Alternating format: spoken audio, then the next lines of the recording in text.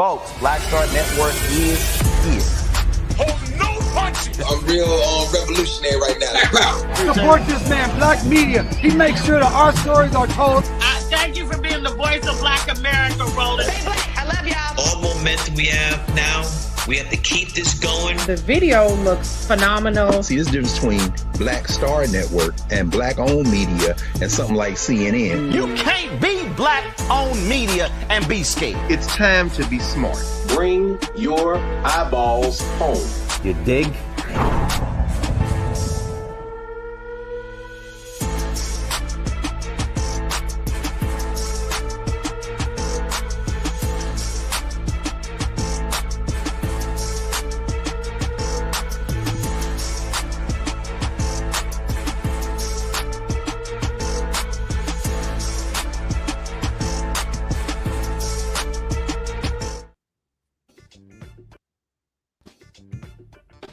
Folks, today is Wednesday, January 7th, 2026, coming up on Roland Mark Unfiltered, streaming live on the Black Star Network. A woman is shot and killed, murdered by an ICE agent in Minneapolis. Condemnations are ringing in from across the city, the state, and the country. And of course, the Department of Homeland Security and Donald Trump lying about what took place. We'll show you what happened and all of the reaction as well. Also, with today's shooting gaining national attention, a Black California family wants answers as to why an off-duty ICE officer killed him over some fireworks. We'll talk to the attorney of a Florida family. They want to know why cops killed their loved one when Donald Taylor was seen walking away from the cops who shot him in the back. Also, in tonight's Crockett Chronicles, Congresswoman Jasmine Crockett lays into Republicans who are more concerned about fraud in Minnesota as opposed to keeping health care affordable. Also, the founder of CurlMix joins us to give us an update on the status of her company. Remember, she came on here saying if they didn't sell a certain number of orders, they'll be out of business by December 31st. She'll tell us where they stand. And sad news, a former Black Star Network show host has passed away after a courageous battle with cancer. We'll tell you about the passing of wealthy you, Deborah Owens.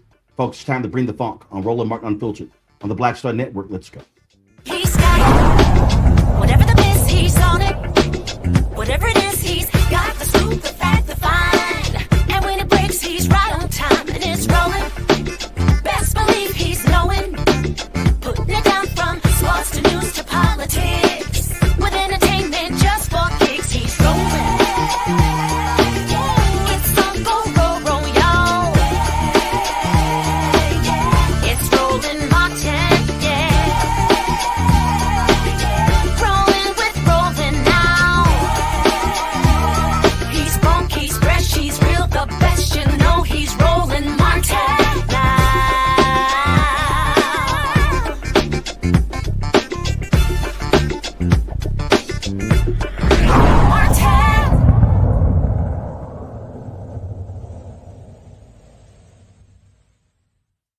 Weeks, an ICE agent has gunned someone down, this time in Minneapolis. It took place there with a confrontation with ICE officers. Now, the Department of Homeland Security, they literally tried to say that violent rioters weaponized a vehicle who attempted to run officers over. Folks, that's an absolute lie. This is the actual video of the shooting.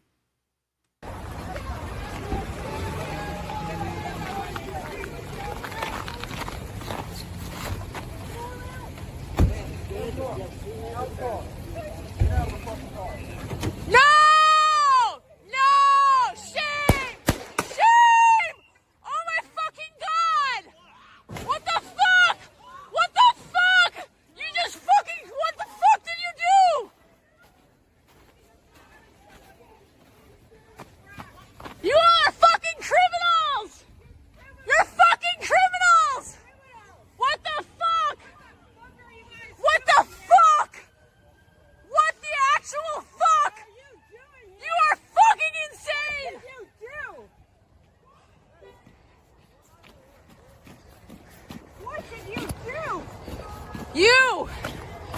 Shame! Shame! Shame! Shame! Shame! Shame!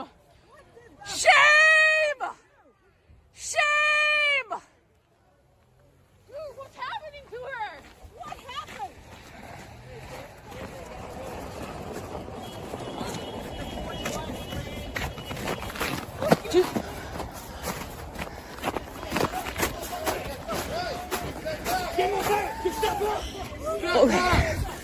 Dude, you shot her! I'm trying to help! No! No! You fucking shot someone in the fucking face!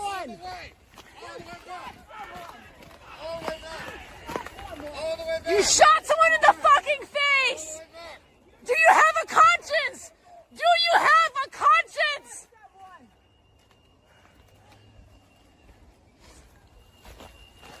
Don't let the murderer leave! Don't let the murderer leave! You guys are the fucking criminals! You don't get to tell us what to do! Fucking criminals! Don't let him leave! Don't let him leave!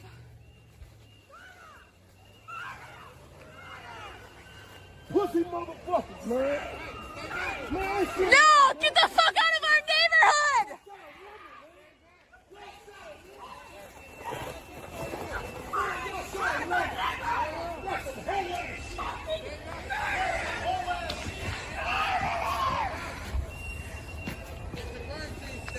Yeah, it's a fucking crime! We fucking know it! We're here!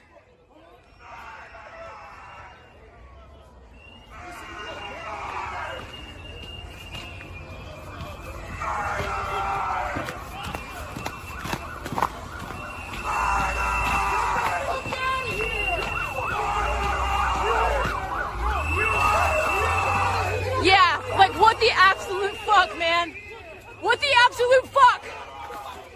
Do you have a conscience? Do you have a conscience? Do you have a conscience?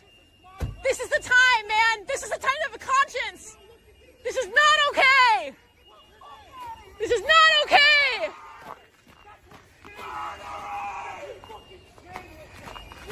Get a fucking conscience. Can you look at me and tell me you're doing the right thing? Get the fuck out of here, bro. You didn't fire any weapons. Fucking your people did, man. In the head. In the head. I didn't do anything. And she drove into the floor. Murderer. You, look at me. Look at me. You can't even. Watch out, man. Watch out. Why don't you look at me? I thought you could do it. You owe your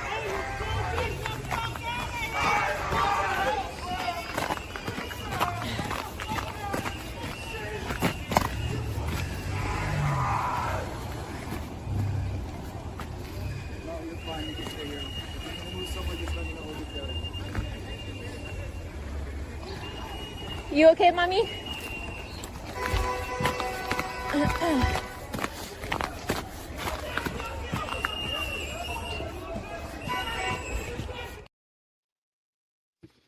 Now, folks, here's this video from another angle. Watch this.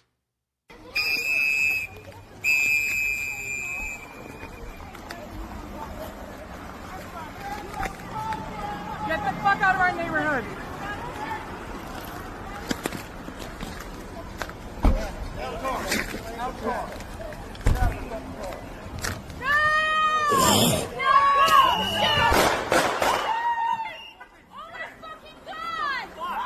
What the fuck? Dude, what the fuck?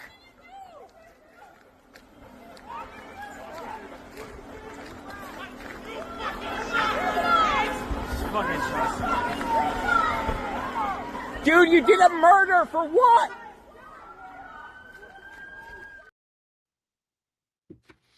Now, folks, Kristi Noem, who was the Secretary of the Department of Homeland Security, went on Fox News. This is what she said. This is how she described what took place in Minneapolis. You just saw the video. Here's what she said. You asked about a shooting that we just had in Minneapolis, Minnesota. It was an act of domestic terrorism. What happened was our ICE officers were out in an enforcement action. They got stuck in the snow because of the adverse weather that is in Minneapolis. They were attempting to push out their vehicle, and a woman attacked them and those surrounding them and attempted to run them over and ram them with her vehicle.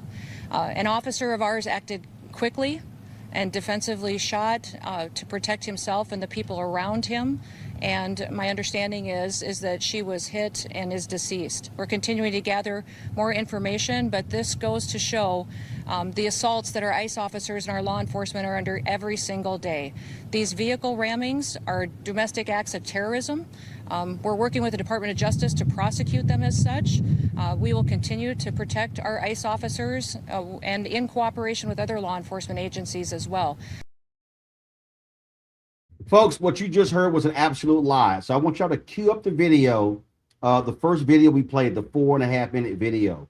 Okay. And so she said, this is what she said. She said, oh, the officers were trying to get the vehicle out of the snow. In fact, so before I do that, I'm gonna do this here. This is the actual tweet that the Department of Homeland Security also posted. Today, ICE officers in Minneapolis were conducting targeted operations when rioters began blocking ICE officers, and one of these violent rioters weaponized her vehicle, attempting to run over our law enforcement officers in an attempt to kill them. An act of domestic terrorism. An ICE officer, fearing for his life, the lives of his fellow law enforcement, and the safety of the public, fired defensive shots. He used his training and saved his own life and that of his fellow officers. The alleged perpetrator was hit and is deceased. The ICE officers who were hurt are expected to make full recoveries. I want y'all to listen to that. This is the direct consequence of constant attacks and demonization of our officers by sanctuary politicians who fuel and encourage rampant assaults on our law enforcement, who are facing 1,300% increase in assaults against them and an 8,000% increase in death threats. This is an evolving situation, and we will give the public more information as soon as it becomes available. That's literally what they tweeted out. Okay, so this is what they tweet. Then, of course, the liar in chief, Donald Trump, posted this on his Truth Social. I have just viewed the clip of the event which took place in Minneapolis, Minnesota. It is a horrible thing to watch. The woman screaming was obviously a professional agitator, and the woman driving the car was very disorderly, obstructing and resisting, who then violently, willfully, and viciously ran over the ICE officer, who seems to have shot her in self-defense. Based on the attached clip, it is hard to believe he is alive, but is now recovering in the hospital. Okay, and he said a whole bunch of other crap. All right, now play the video again. I want you to bring the audio down, and so when play the video where the car pulls up. Okay, stop right there. Pause it right there. Okay, let it go further. Pause it. Okay, right there, Kristi Noem live. She literally said they were trying to dig themselves out of the snow. Y'all can see there's no snow on that street. The street had already been cleared. You see it right there. So that's an absolute lie that she told. Okay, now press play. They're approaching her car. Freeze it right here. Freeze it. Okay, they're approaching her car. The officer walks up and immediately tries to pull the car door open. Press play. Now freeze it right there. Now you already see she was already in reverse. Okay, you saw the brake lights. So she pulls back. Press play. Stop. Freeze it right there. So you have two officers. One officer in front of this guard. So this guy fires a shot. Okay, fires a shot. Press play. And fires more shots at her. Now, look at the officer. He's walking. Now, if you fast forward it, what you're going to see is, maybe there's another angle. I think I sent it. It's another angle where the officer, he's walking back to his car. So Trump is lying. Noem is lying. The officers were not injured. They were not run over. It's flat out lies. Flat out lies. Now, here's what's even worse. Huffington Post has been given a video. Let me know if y'all have it. If you don't have it, please let me know. The folks at Huffington Post got a video where a doctor came on the scene, and they refused to allow the doctor to see the woman. They refused to allow it. In fact, it took 15 minutes before police would allow, before an ambulance arrived. They would not, because the ambulance was blocked because of police cars. So the paramedics had to run on foot to treat the woman. Yeah, that actually happened. And again, goes to show you what we're dealing with here. And these folks have been lying. So immediately, conservative media and others, they jumped at it. Oh my God, they're attacking ICE. Nope, that's not what happened. We saw flat out exactly what happened and how this woman was murdered by the ICE agents. The reaction was quick. It was swift. The mayor of Minneapolis was absolutely angry. Here is Minneapolis Mayor Jacob Frey. There's a lot of information that is swirling around right now, and we collectively are going to do everything possible to get to the bottom of this, to get justice, and to make sure that there is an investigation that is conducted in full. But what we do know is that a 37-year-old woman is dead and that she was shot by ICE. We've dreaded this moment since the early stages of this ICE presence in Minneapolis. Not only is this a concern that we've had internally, we've been talking about it. They are not here to cause safety in this city. What they are doing is not to provide safety in America. What they are doing is causing chaos and distrust. They're ripping families apart. They're sowing chaos on our streets. And in this case, quite literally killing people. So they are already trying to spin this as an action of self-defense. Having seen the video of myself, I want to tell everybody directly, that is bullshit. This was an agent recklessly using power that resulted in somebody dying, getting killed. As soon as it happened and we learned of the incident, we had several priorities. The first, of course, was to get the victim to the hospital and to get care as soon as possible.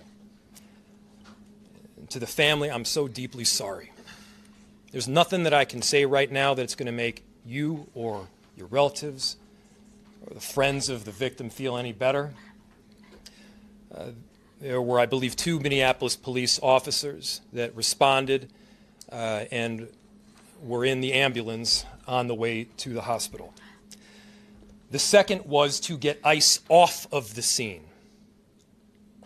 There were dozens, if not hundreds, of ICE and federal officers that were there at the time. Having them there was only causing more chaos. Having them there was only making a difficult situation even more problematic, and one that, yes, they created themselves. There's little I can say, again, that'll make this situation better, but I do have a message for our community, for our city, and I have a message for ICE. To ICE, get the fuck out of Minneapolis. We do not want you here. Your stated reason for being in this city is to create some kind of safety, and you are doing exactly the opposite. People are being hurt. Families are being ripped apart. Long-term Minneapolis residents that have contributed so greatly to our city, to our culture, to our economy are being terrorized, and now somebody is dead. That's on you. And it's also on you to leave. It's on you to make sure that further damage, further loss of life and injury is not done. We're going to be working towards justice as quickly as we possibly can right now, and justice is what we've all got to get. Next, a message to our community. Look, we all know that the agenda of this Trump administration is to create chaos. Let us respond right now with our best versions of self. This is a moment where all of us in Minneapolis and beyond, we can rise to the occasion. We can show them who we are.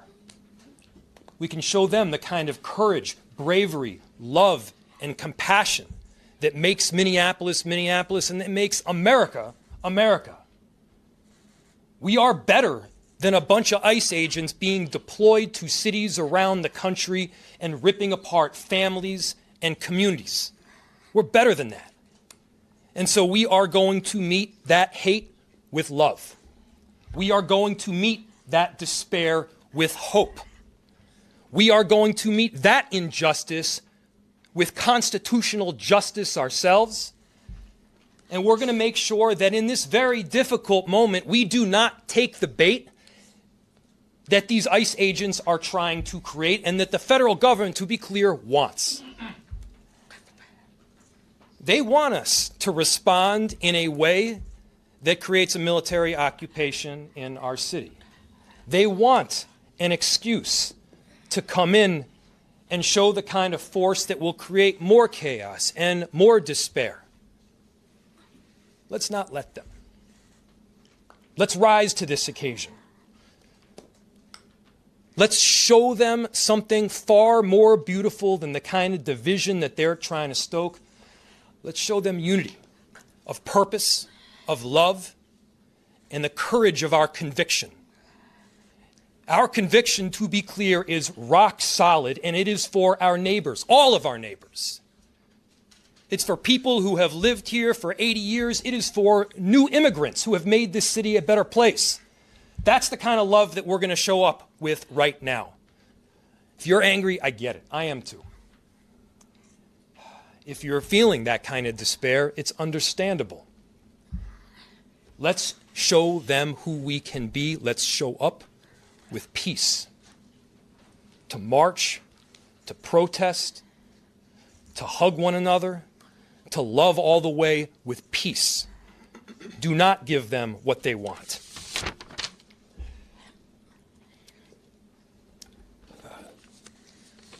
Finally,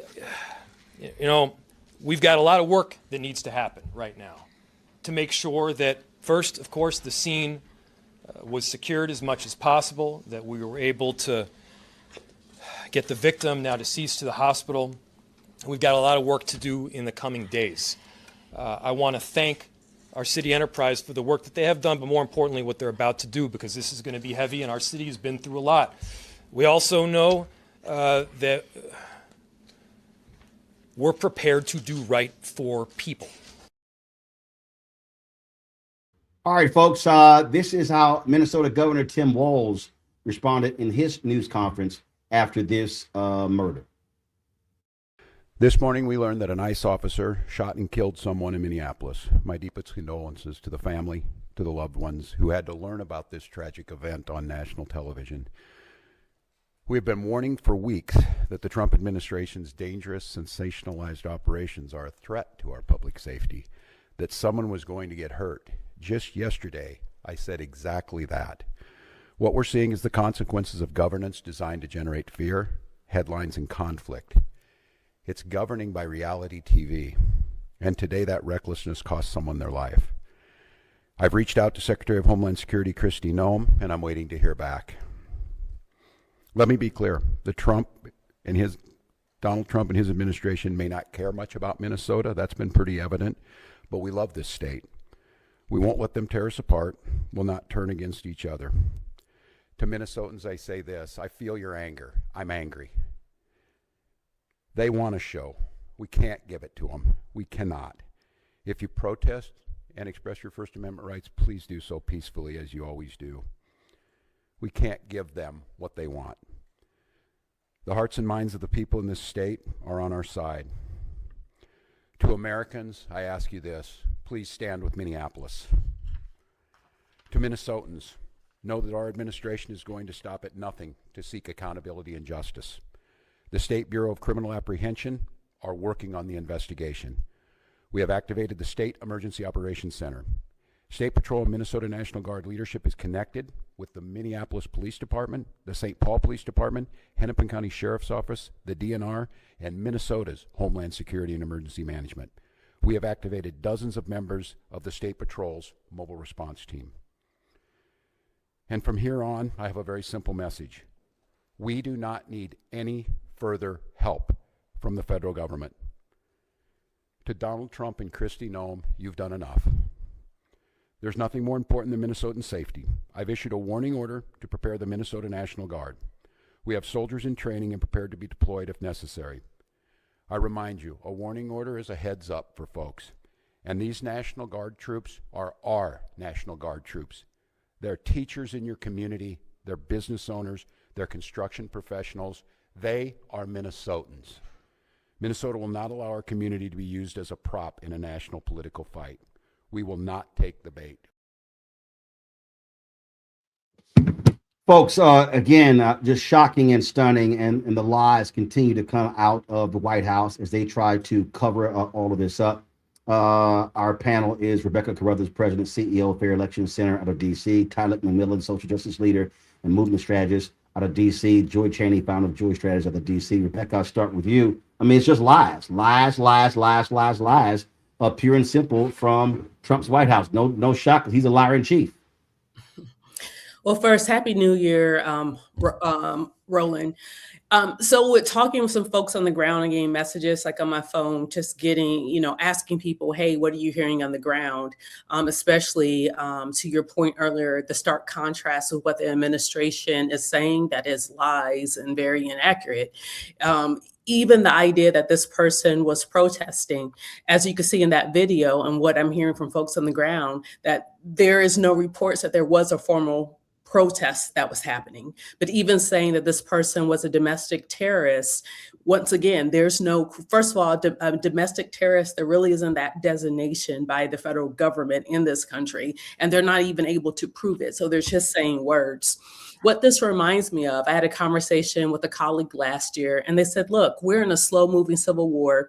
It started at Charlottesville, and quite frankly, it's a war between white people versus white people, just like the last civil war that we had. And so what's interesting as a Black person observing and seeing what's happening is a white woman was killed today. And yes, they're trying to paint her as super liberal because also in that car was her wife, because this was a white woman who happened to be a lesbian. And the reason why I bring that is that we know this administration is going to try to other her. They're going to try to say she was extremely radicalized. They're going to say all sorts of things. And so I'm curious what white people are going to do in this country when they see one another being killed by this fascist regime. We sat there and we watched Tyler as Trump and Noem lied, talking about the injuries. This is the officer who shot and killed this woman. Oh my God. How did he survive? It doesn't look like he's having serious issues with walking. Again, but that's how they actually lie. Yeah, absolutely. And I would say the only domestic terrorists that we have seen in this country lately is those who insurrected the Capitol and who was marching here in Washington. And I think when we look at this case, when federal agents kill civilians and walk free, I think the message is really clear. It says that some lives are expendable in the name of enforcement, and that Black lives and folks' lives, immigrant lives, continue to live under this constant surveillance and this fear and this militarization of their communities. And I think we are now growing up in a country still the same, just in a different fashion, from where state violence is normalized against the most vulnerable and impacted communities. And I think this is not a matter of public safety, but it's really a matter of state terror. And this is what ICE agents are doing across our country. And no badge should grant anyone the right to kill without consequence. And I think we must abolish systems that continue to prioritize control over humanity. And our communities deserve safety from these type of armed agents. That it requires care and resources and trust. And as the mayor said, quite frankly, they need to get the fuck out of our communities. And I couldn't echo that even more. Joy, the woman's name is Renee Nicole Good. She was 37 years old and a mother of 3. Yeah. And to think, I mean, when she woke up this morning, she was just going about her business, right? Of daily living, being a wife, being a mother, etc., being a citizen, and somehow found herself in the crosshairs of someone. To me, what I saw when I saw that video, I thought, like, how many times could you just be in the middle of the street? You have people screaming at you, yelling at you. You're just simply trying to get away, and that someone would shoot you. There was no threat. Watch the video over and over again. I know in the coming days, many people will say a lot, but the benefit of this time that we're in is that you don't have to listen to what other people say, including any of us on here. You can just watch it yourself. This man was not at risk. He took out his gun prior to her moving her car in his direction. So he was poised to try to take lethal action against her. And what I found alarming is that he approached the scene, but then he also left the scene. You know, I don't know if we could see whether he just moved out in front or he left it all together, but I hope that it's been clear that he should not leave the state of Minnesota. He is certainly, I'm sure he's being deposed right now by the law enforcement there and by federal officials. But what they're saying about him is obviously a lie. We can see it with our own eyes. And, you know, it's funny. I thought we were supposed to protect white women. This is a white woman like you all, you know, and not like us. We know they don't care about us. But this is someone that's like you. Donald Trump has separated even the white community. And this is why we have to take a stand together. Because if sane people who saw what they saw and know that's wrong can come together with the rest of us, then, you know, then there's nothing that can stop us. We have a civil war that's quickly, a cold war that's quickly becoming a hot one. And I think we saw it today. It was bound to happen.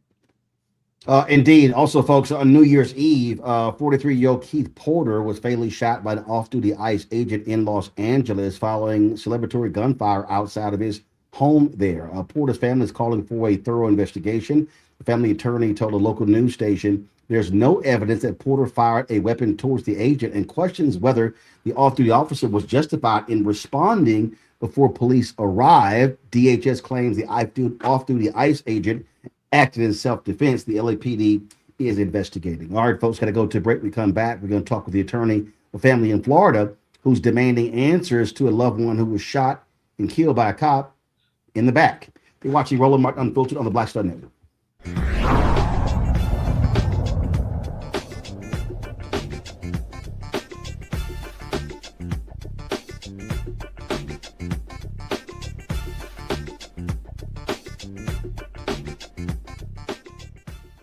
They said the quiet part out loud.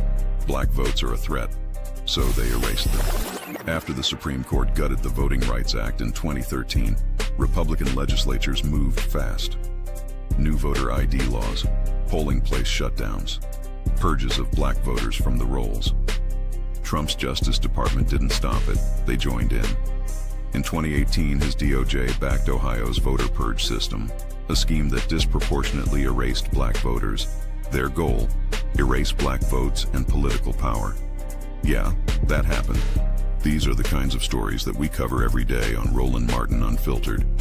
Subscribe on YouTube and download the Black Star Network app. Support fact-based independent journalism that centers African Americans and the issues that matter to our community.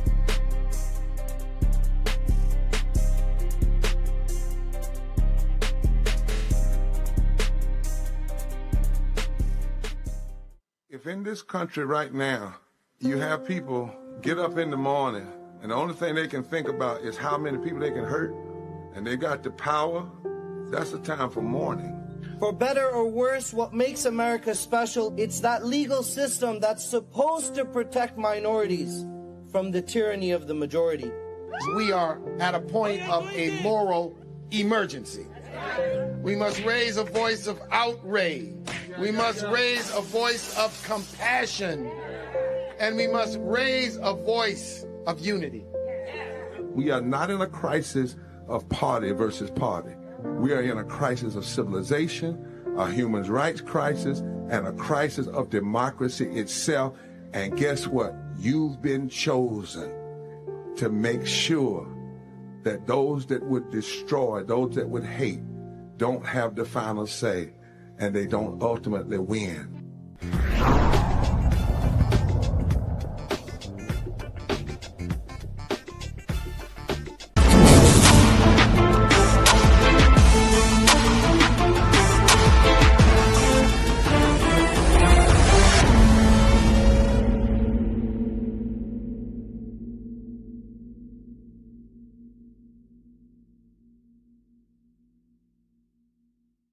In the street by cops, and he had his hands up while doing so. In a newly released video of the August 3rd shooting, 32-year-old Donald Taylor is seen walking down the street. He goes out of frame, but what happens when he reappears that leads his family to say he was murdered. Now we want to warn people that this video is disturbing. It could trigger some folks, and so we want to give you some time to look away. Again, it's a very difficult video to have to watch. So let's go ahead and play it.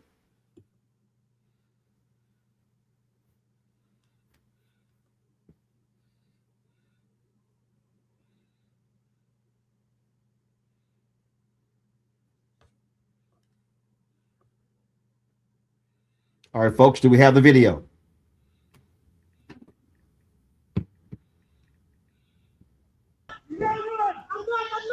What are you doing? Why are you guys listening?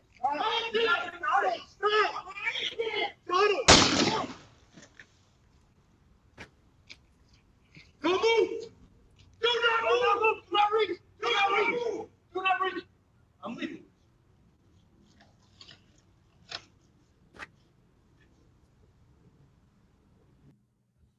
Attorney Arian White represents the Taylor family. She joins us now from Miami. Okay, so walk us through this here. Were they trying to execute a warrant? What happened here? We have this video, and he's walking away. Is he walking away from a home? Is he in a driveway, in an alley? Explain to us exactly what we just saw. Okay, well, first, thank you for having me, Roland. He is walking away. So the beginning of this video, there are a couple videos, and he is walking towards where we now know the police officers were. But then he's seen walking away, and you can kind of hear the commotion of when the interaction with the officers first begins. It's not an alleyway. It's a street where there's just more street. It's a neighborhood. It's a community. He's not on anybody's property. He's just walking down the street. And he comes into contact with these police officers, and he walks away, as you saw, with his hands up, with his arms out. And he's shot in the back once, a fatal shot. I am of the opinion, I'm not a medical expert, but it appears very clear that he died right there. But that is information that the family has not even been provided, quite frankly.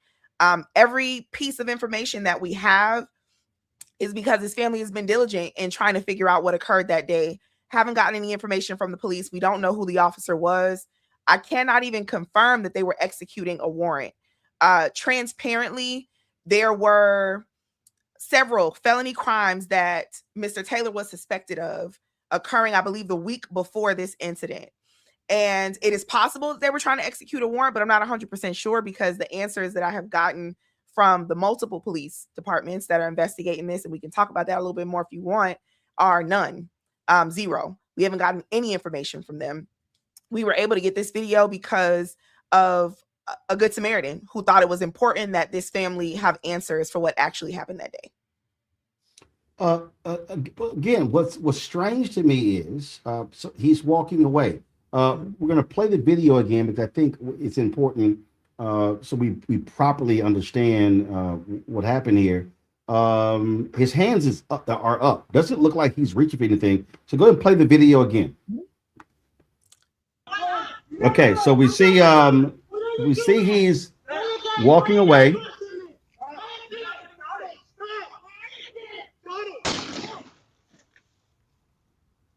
So here's what. So and watching that video there, and watching that video, come back. Okay, watching that video, he's not reaching for anything. Now, after he's shot, we hear them say, "Do not reach." He makes no move. So I don't understand why in the situation. Why do you fire a weapon? Your gun is out, not taser or anything along those lines. Yeah, there's no reasonable, rational, or legal explanation from our standpoint. There was no reason to shoot him.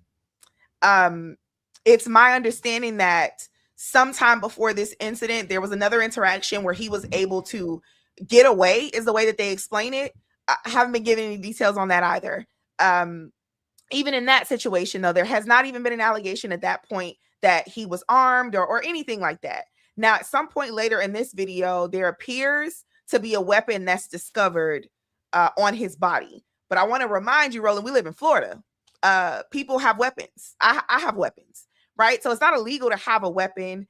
I'm going to be a lot more fair to them than they were to Mr. Taylor and say that assuming that they believed, all the allegations that have been put forth against him, that they approached him as though he was armed and dangerous, right? But in this country, at least, as far as I know, it does not matter if you're charged with a misdemeanor, a trespass, a felony drug possession, or murder. The burden of proof is the same, right? The police don't get to be judge, jury, and executioner. He was entitled to an arrest, a reasonable response to his behavior, which I don't even believe a taser at this point. They didn't even attempt to physically accost him, as far as I can tell. But he was entitled to be arrested, prosecuted by the state attorney's office, tried by a jury of his peers, and then, if found guilty, punished by a judge, right? And what they've essentially done is they have robbed the public of answers, right? They've robbed the potential victims of these alleged crimes of any answers, and they've robbed Mr. Taylor of his life, his family of his life. He was a young man. He was 32 years old.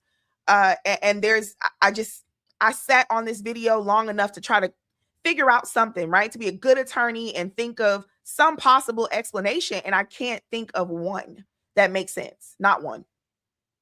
This took place August 3rd. What has been the response, reaction from police department, from district attorney? Yeah. So I haven't spoken with or heard from the district attorney at all.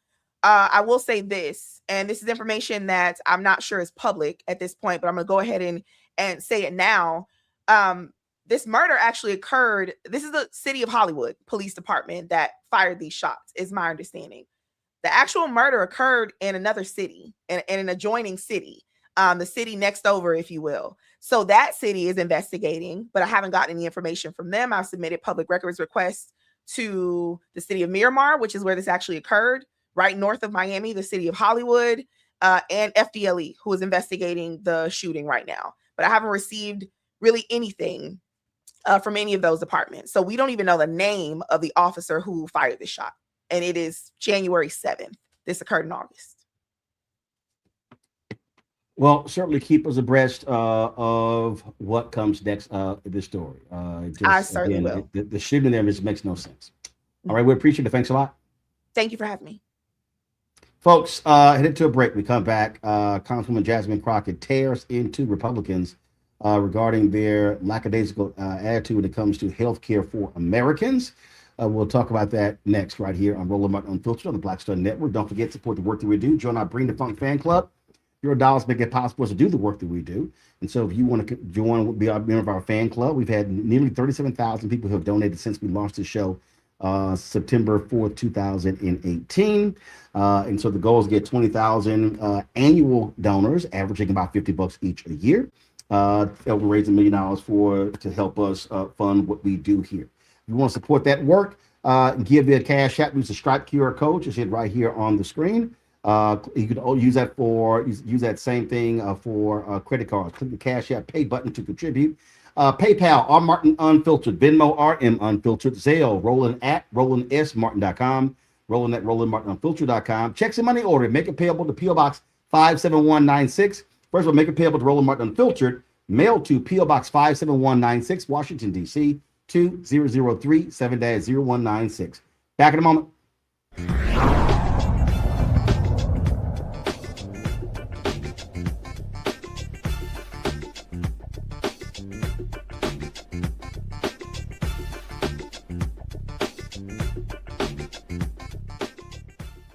They said the quiet part out loud. Black votes are a threat, so they erased them. After the Supreme Court gutted the Voting Rights Act in 2013, Republican legislatures moved fast. New voter ID laws, polling place shutdowns, purges of black voters from the rolls. Trump's Justice Department didn't stop it, they joined in.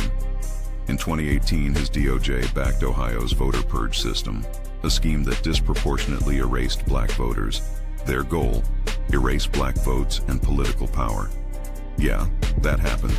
These are the kinds of stories that we cover every day on Roland Martin Unfiltered.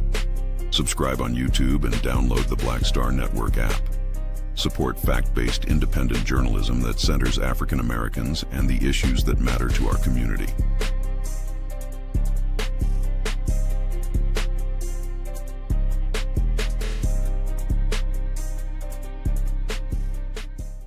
If in this country right now, you have people get up in the morning and the only thing they can think about is how many people they can hurt, and they got the power, that's the time for mourning. For better or worse, what makes America special, it's that legal system that's supposed to protect minorities from the tyranny of the majority. We are at a point of a moral emergency. We must raise a voice of outrage. We must raise a voice of compassion. And we must raise a voice of unity. We are not in a crisis of party versus party. We are in a crisis of civilization, a human rights crisis, and a crisis of democracy itself. And guess what? You've been chosen to make sure that those that would destroy, those that would hate, don't have the final say, and they don't ultimately win.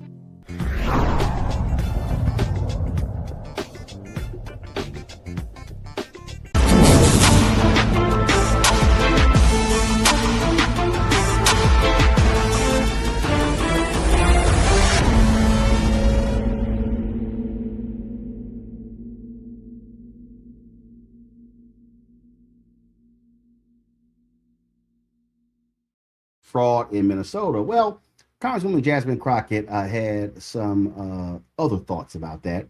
And here is how she challenged the panelists today. I just have one quick question. I have not been here the entire hearing, but I don't think this question has been posed for each of you, and we can start at the far end. Do you believe that all Somalis are engaged in fraud? I do not, and I'd like to... Okay, just yes or no. Next. Of course not. Oh, absolutely not. We have good Somali people in our state. Okay. Absolutely not. Okay, thank you so much. I just want to make sure I level set, because it seems like we want to continue to, especially as we just heard those particular articles entered into the record, we want to continue to just make it seem as if you are Somali, then somehow you are a fraudster.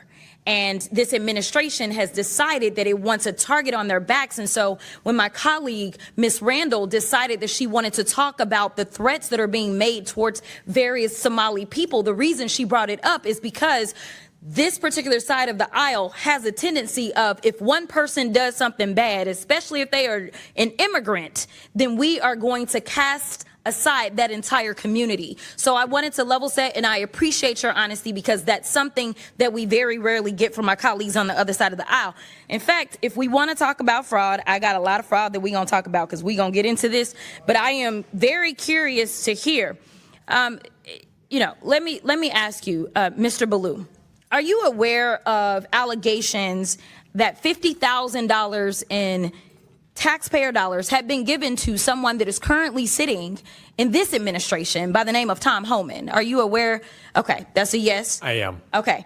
And last I checked, and correct me if I'm wrong if you have different information, but he was given that $50,000 in exchange for being able to provide contracts and kickbacks to people as soon as Trump was going to get into office. The DOJ was actually investigating this, but as soon as Trump got into office, last I checked, he actually said, go ahead and throw away that case. So it was a Department of Justice investigation, and he accepted the money from an undercover FBI agent in cash. Are you aware as to whether or not we ever got that $50,000 back? I'm not. Oh, okay. Are you aware as to whether or not this committee has decided to investigate that? I'm not. Are you aware as to whether or not any committee in Congress has decided to investigate the fact that we know that he took $50,000 from an undercover officer, and yet we still don't have that money, nor does he have any charges? I'm not. Oh, okay. All right. So let's get into it. We're living through the most corrupt presidential administration in American history, a $300 million ballroom, a $230 million payout from the Department of Justice because the president got his feelings hurt because he had to be investigated for being a criminal.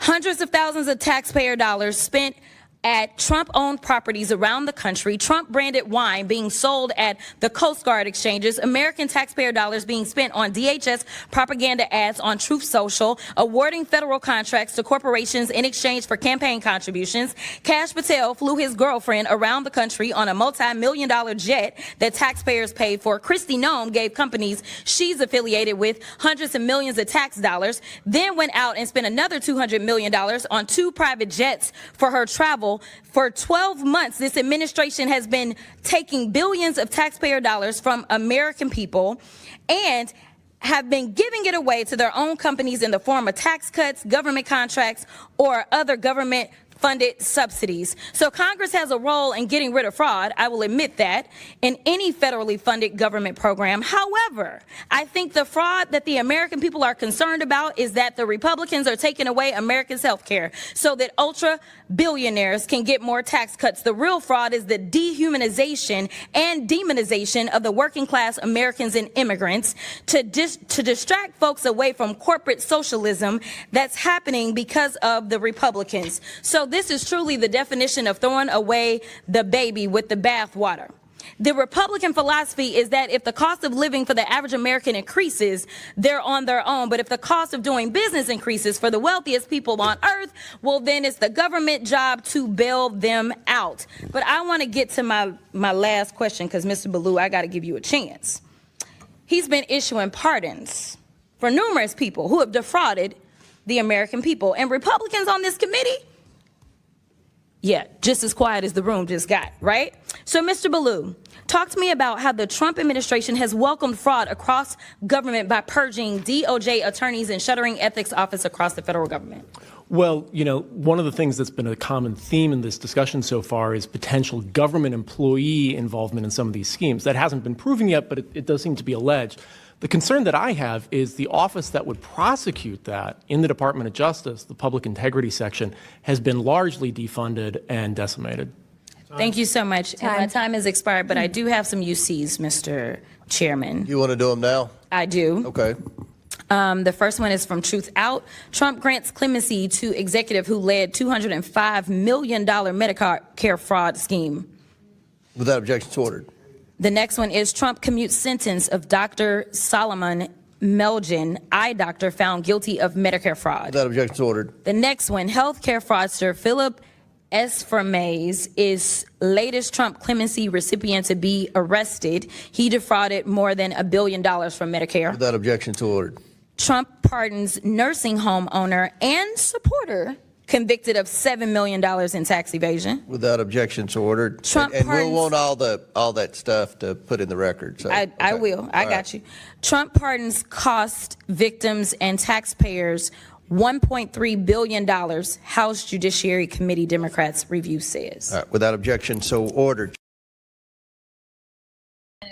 Wow, that's a whole lot of fraud there, Tyler.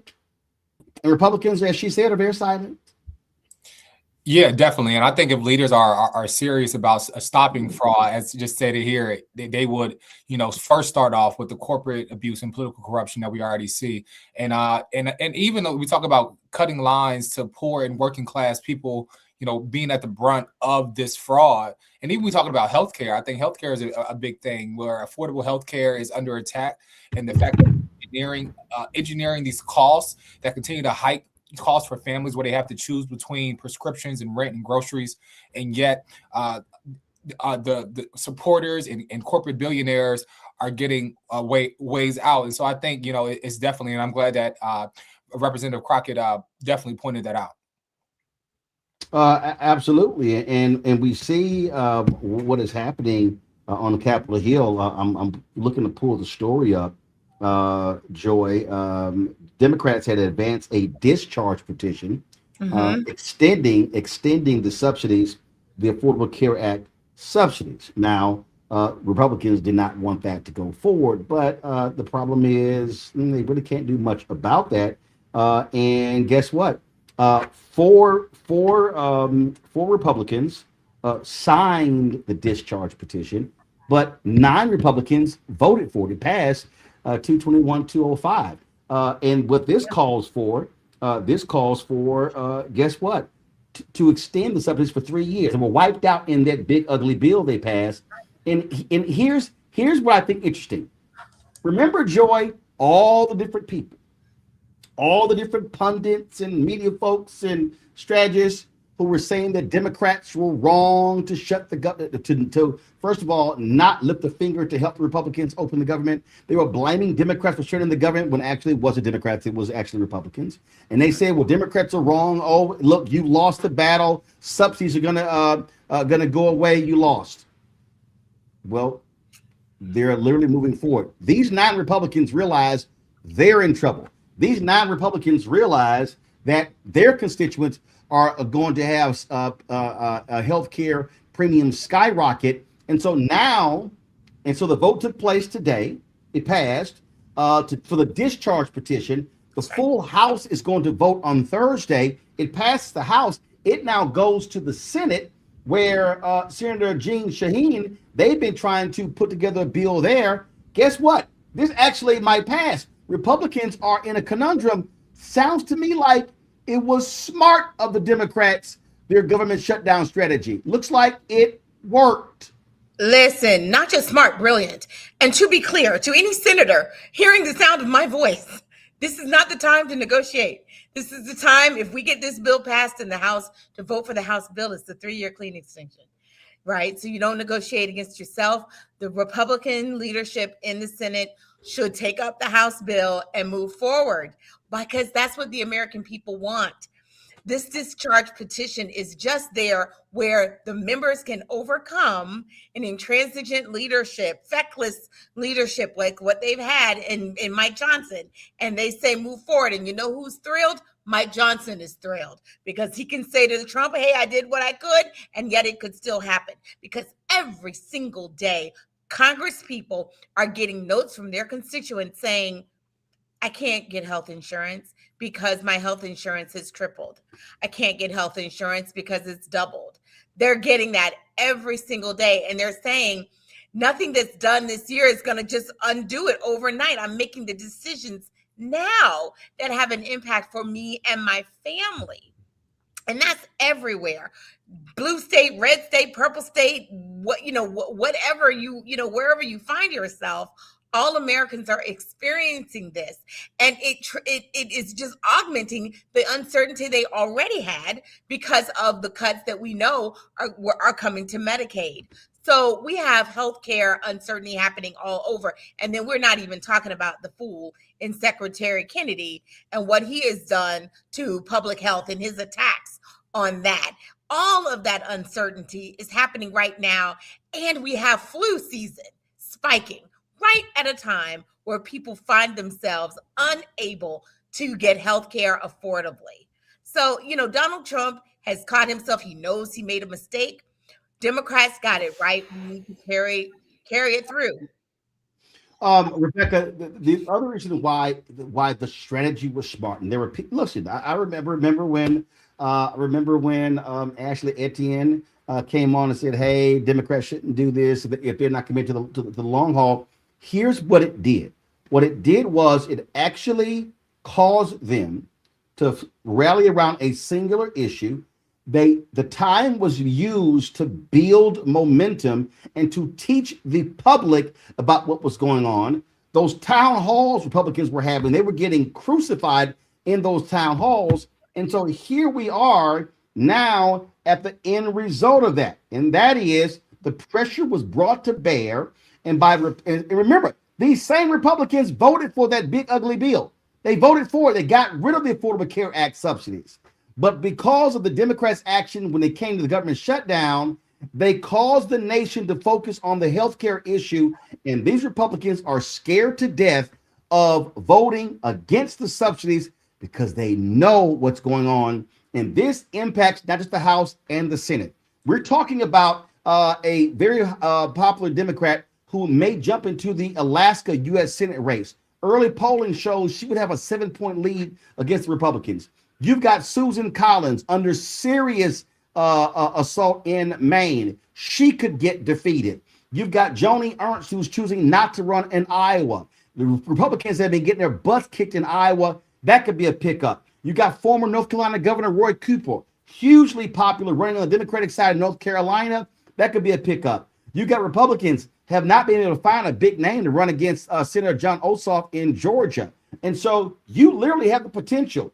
Again, it's not guaranteed. Democrats could very well end up controlling the United States Senate by riding the issue of health care and affordability.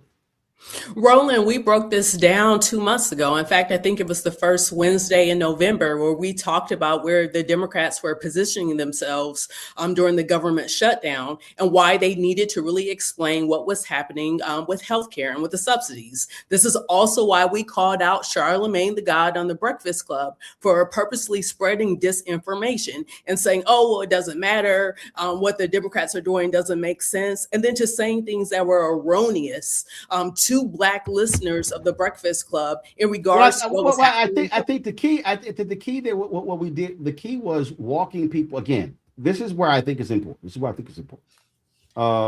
Because a person who's watching today may go, well, okay, I'm not understanding 6 months from now. Because remember, we had Congresswoman Lauren Underwood on the show. And if I'm correct, Underwood was talking about, I think she was introducing a bill that would extend the subsidies for a year. What did Donald Trump say in late November? He floated a 3-year extension of the subsidies. Republicans were like, where's this coming from?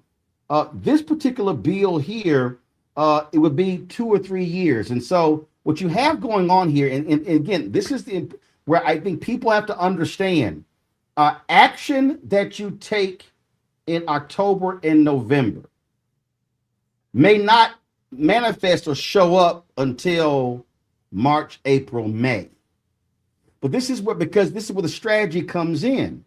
Because if the Democrats had folded early, they then would not have been able to create and build the resonance around the issue.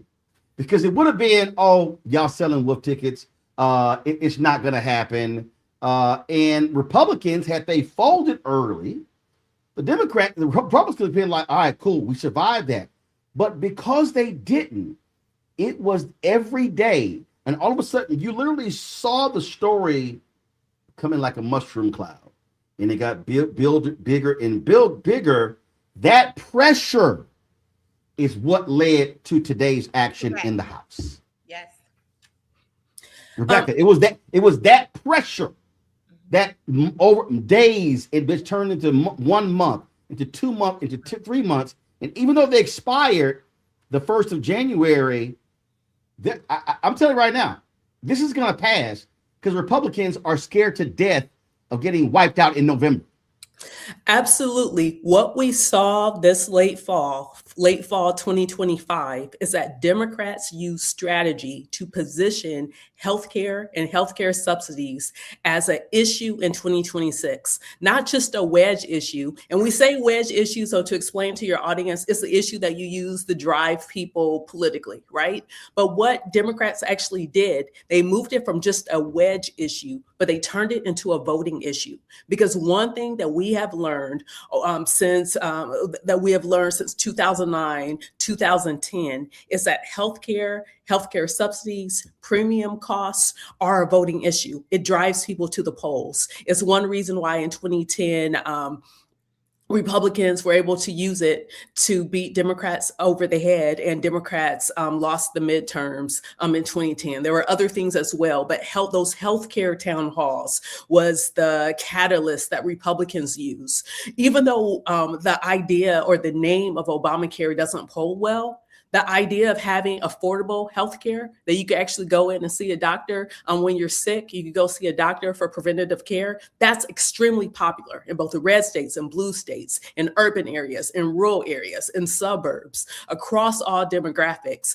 People want to be able to go to the doctor when they need to go to the doctor and not have to file bankruptcy because they went to the doctor, because they saw healthcare. And so it's very important. I do agree with you. I do think in the next 10 days, this thing is going to pass because the Republicans can't, they don't need this as a voting issue in 2026 because they'll lose on it. They don't want to go into the next presidential cycle in 2028 with it hanging over their head either. But the other thing, just to mention, Roland, just a preview for your viewers, is that we're going to have another continuing resolution to figure out the budget because we're going to run out of money again with the federal budget because we haven't passed the budget. That's going to happen at the end of this month. And then today, Donald Trump said, hey, you know what? We need to have $1.5 trillion in military spending. And so there's some bigger fights that are right behind the horizon. Right. I do think there's been enough pressure for this thing to pass in the next 10 days. But here's the other thing that I think is important that we just can't overlook. We saw the better part of 2025. I mean, everybody. I mean, people in the chat group, television people, radio people, columnists, bloggers, content. Everybody was saying, oh my God, these Democrats, they don't know what they're doing. They've got no vision. They've got no strategy. They are adrift. And they were. Let's just be perfectly clear. They didn't know what the hell to say or do in February, in March, in April, in May, in June, or July, in August. What changed? I need people to pay attention because we were trying to tell folks this. One, the Epstein files actually centered Democrats. You had folks like Thomas Massey and Boebert and Marjorie Taylor Greene and these MAGA people who like released the files. All of a sudden, Democrats saw a window open. So the audience, most people had never heard of this thing called a discharge petition. Folks had never heard of that. Remember, I need people, everybody paying attention. What everybody kept saying, oh, they don't know what they're doing. Schumer, Jeffries, they're horrible. Their messaging is terrible. In the House, Democrats had no power.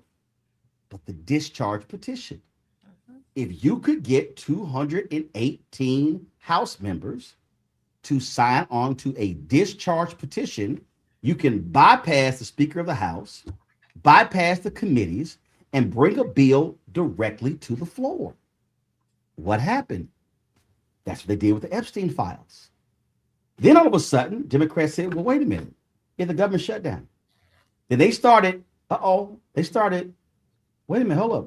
We got a message. Healthcare, affordability, healthcare. Then it was, wait a minute. We could put a discharge petition for these subsidies. And that's where we're at right now.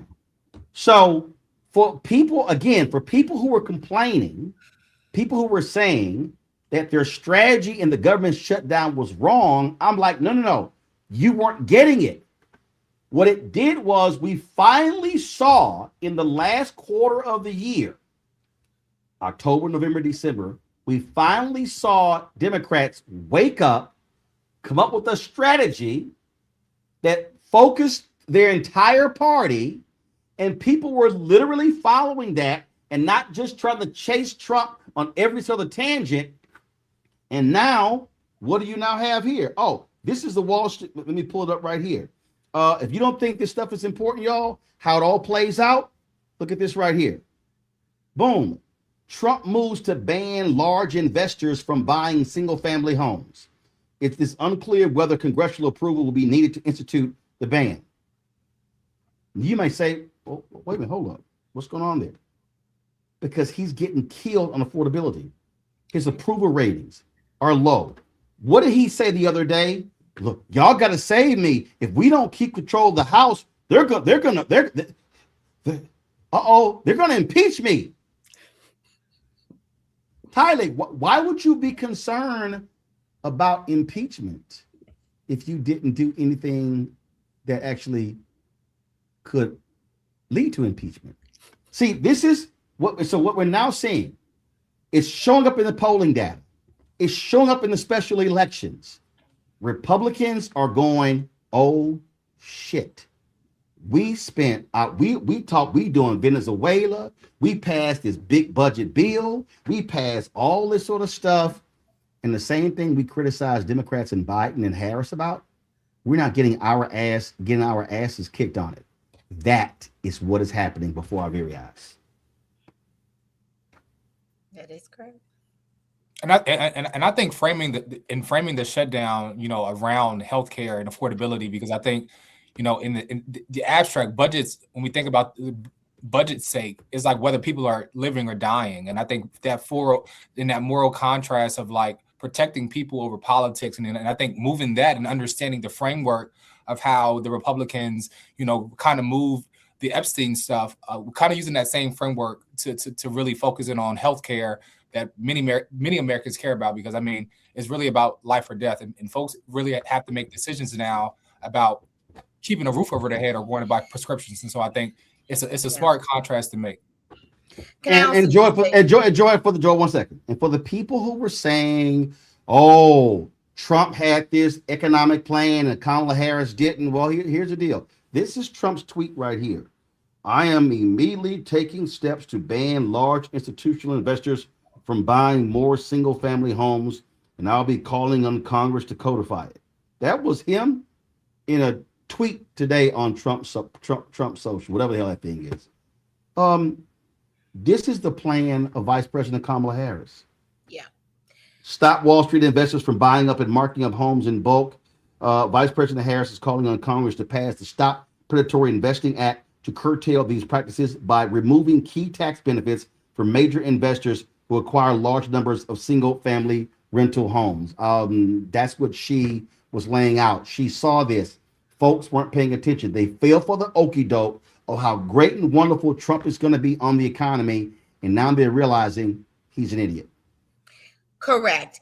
And he's doing what he should be doing, right? Occasionally, and first of all, he's lying. He's not going to do any of those things. But he pulls them out because they are things that he knows are popular, things that he knows will work. And so if you were someone who chose Donald Trump over Kamala Harris, then, you have a little egg on your face now, and you feel pretty stupid. But the fact of the matter is we had to sell it.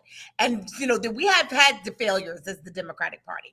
But for once this summer, we realized we had an issue that Americans told us they cared about. We did sometimes what we don't do. We actually listened to them, and then we stuck together. We united, right? Maybe after 3 months, in the end, there were some who came to the table and took a different direction. But for those weeks, we were united and we were bold. And we didn't allow people to keep putting the government shutdown on us. We said, absolutely not. We didn't argue on their playing field. We said, you're coming to our playing field. We won. And this is the roadmap for going forward. If we talk about kitchen table issues that people tell us they care about, and then we are, pardon my French, asshole enough to make it happen, people will see that we are fighting. And even if we can't land it, then we'll get caught trying. The American people understand that we aren't in control of the House and Senate or the presidency. They understood that. We have got to get caught trying. And that's what Schumer and Jeffries did. They fought for the American people. And that's why people are responding to them. And I think we're going to win the House, certainly. But I think we have a chance in the Senate, which we did not think we had. But the thing here, Rebecca, is, again, we've always understood that you have to speak to the economic issues. And what you are witnessing right now, you're witnessing a cratering of Donald Trump's support from young voters, from male voters, all of these folks who voted for him. And guess what? Steve Ratner actually posted this. And again, this is something that we kept talking about and wanted people to realize. But you have to constantly be pounding the message. What do Republicans always do? They're always pounding the message. This was from KFF, and this is why that what they were doing during the shutdown was so important, because it emphasized this percentage point increase in uninsured rate 10 hardest hit states. 7 of the 10 states are red states that voted for Trump. Louisiana, the top 3 are Louisiana. First of all, Louisiana, Florida, Arizona. Then you have Kentucky, Arkansas, West Virginia, Oklahoma. That's 7 out of 10. And so what the government shutdown did was it crystallized for people, hey, the people who you voted for in the House and the Senate, they're the ones screwing you on the Affordable Care Act. And Rebecca, I know Democrats keep doing this, and you notice I never say Obamacare. It is stupid. It is insanity for Democrats to use the phrase Obamacare when that was a poll-tested phrase to purposely be a negative. You don't reinforce the negative. And so we see it. Republicans, man, y'all get rid of Obamacare, but don't touch my Affordable Care Act.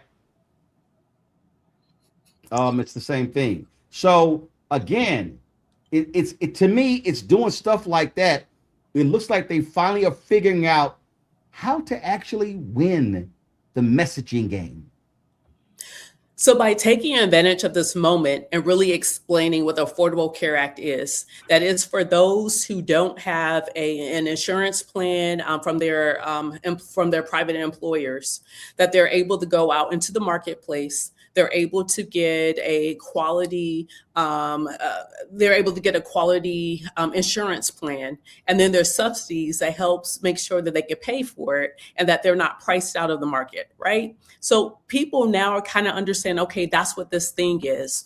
Now, when I worked for Congressman Dingell, one thing that I remember as the Affordable Care Act was going through committees and it was being written and it was being revised is that there was an understanding on the Hill that this was part 1, that there had to be a part 2. Part 1 was, hey, let's make sure, like right now we have a private insurance system. Let's make sure that people aren't kicked off because of pre-existing conditions. They're able to have access to a quality healthcare plan. And that's not a junk plan. That's basically worthless. And you have extremely high out-of-pocket costs and a lot of things aren't covered, right? The second part was, okay, now that we have insurance that's affordable for people, now we have to figure out how to drive the underlying cost of healthcare, the delivery model, the delivery systems for healthcare. There has to be a part 2 to reduce the cost, because does it make sense that year over year that healthcare costs are going up in this country? No, it doesn't make sense. Healthcare actually doesn't have to be as expensive as it is in this country, but it's going to take an act of Congress to actually solve that. So what I'm hoping that the Democrats do here is continue this education and this public debate. So then the next time that Democrats have the House and the Senate and perhaps even the presidency, they're able to do the part 2 to actually drive the cost of healthcare down. Because one thing that we know, and to your point, we understand through all of the messaging as over the last 10 years, that people have a vested interest in driving healthcare costs down. So first, we had to make sure people had access. So making sure that they have a quality healthcare plan that they could pay for. And then the next step is actually reduce the cost of healthcare. And so I want to make this last point before I go to break here. And again, this was another Ratner tweet that I thought was interesting. Florida, Texas, Mississippi, South Carolina, and Georgia, all red states, stand to suffer the most, he calls it, from the Obamacare subsidy expiration, because they haven't expanded Medicaid, leaving many low-income households uninsured. Y'all, this is the thing right here. And this is why you have to connect the dots. And y'all hear me say this all the time. You connect the dots, you connect the dots, you connect the dots. And that is, and this is Bishop William Barber, poor people, the working class. Guess what? If all of a sudden Republicans make this move, So they passed that, they call the big beautiful bill, others call it the big ugly bill. It got rid of the subsidies. It got rid of lots of different things. What did I constantly say in 2025? White people are going to have to experience pain. They're going to have to experience it. They're going to have to feel it. Remember when the government shutdown happened and it was all of this stuff over SNAP benefits? And I said, I know no one wants to deal with this, but they're going to have to go without food. And people was rolling. Look, the people who, I mean, these government workers, first of all, the law states that when there's a government shutdown, that the government workers are repaid the money when they were out. So here's the thing for everybody who kept saying that, well, it wasn't smart. The reality is Democrats knew that the government workers were going to get their back pay. Okay. So you had to make a calculated decision. And when you did, and you had limited power, that's what you had to do. But what this did was this woke people up, because low income people, middle income people, upper income people, all of a sudden, when those letters drop, hey, this is what your premium is going to be in 2026. The subsidies go away. Oh shit! What? All of a sudden, my premium is going to go from $2,400 to $25,000. Yep. And why? Because they got rid of them. They got rid of them. And so this is what we kept saying to people. And so it was important for people to understand strategy, but understand the education process. And unfortunately in America, unfortunately in this country, we have folk, it used to be a billboard phrase, now it's the size of a tweet or a TikTok video. It takes time to have to explain these things. And what you're now seeing, and again, it's no guarantee it's going to happen, but y'all, this actually happened today. This is the vote. There was a vote to discharge this vote. This is it. It was 221 for, 205 against. 9 Republicans crossed the aisle. Thursday, this, what does this do? This actually extends the subsidy. This particular proposal that they're voting on will extend the subsidies for 3 years. I need everybody to hear what I was. Remember during the government shutdown, Democrats were talking about a 6-month extension. If I'm correct, Representative Lauren Underwood, when she came on our show, she was saying her bill would have a 1-year extension. It was Trump who threw out, man, we may want to extend this for 3 years. You know why? Because if they did 6 months, what did Rebecca say earlier? It's another continuing resolution. You're going to be back at the same fight.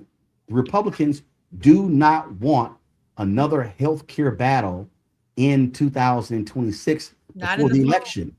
That's why all of those most major things in the so-called big beautiful bill, the big ugly bill, they went into effect after the election in November, because they did not want people to have to talk about the pain.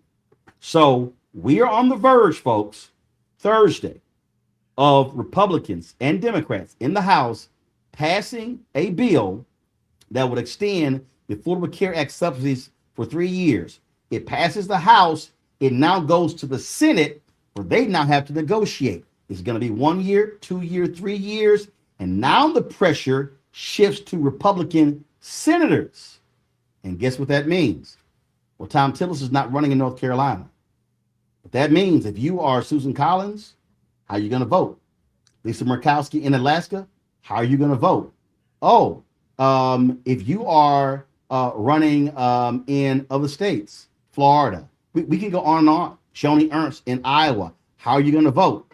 The bottom line is this brilliant move of the discharge petition, getting 9 Republicans in the House, could very well cause the bill to pass in the Senate, and then you see the extensions. And so smart play, but that's how you have to understand how the dots are connected, and you play a short game versus a long game. We'll see what happens. Going to go to a break. We come back. Black Star Network headlines with Brittany Noble and more on Roland Martin Unfiltered. Back in a moment.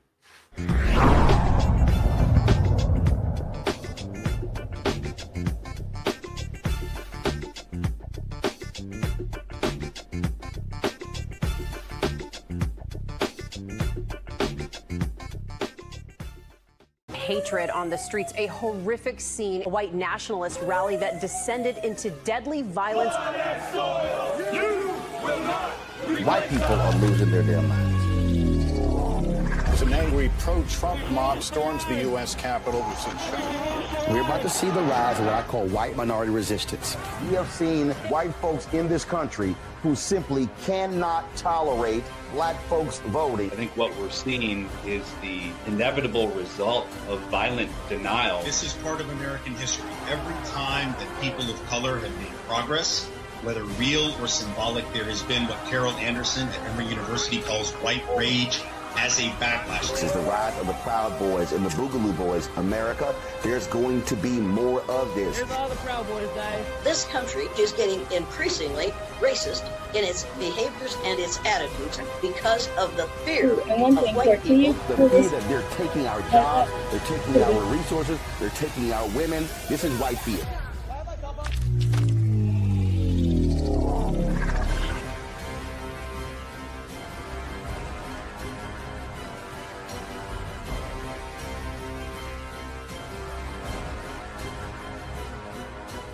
They said the quiet part out loud.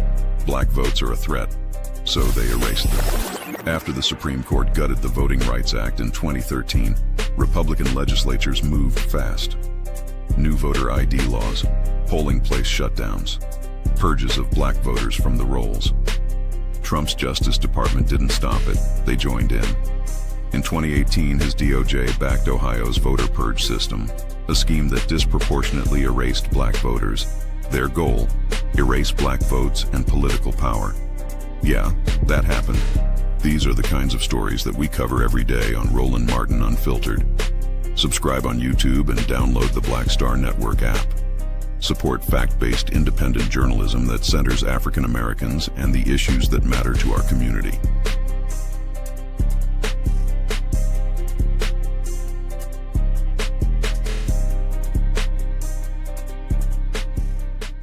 Melanie Campbell, National Coalition on Black Civic Participation and Black Women's Roundtable. And we are watching Roland Martin Unfiltered all day, every day, 24/7. Spread the word.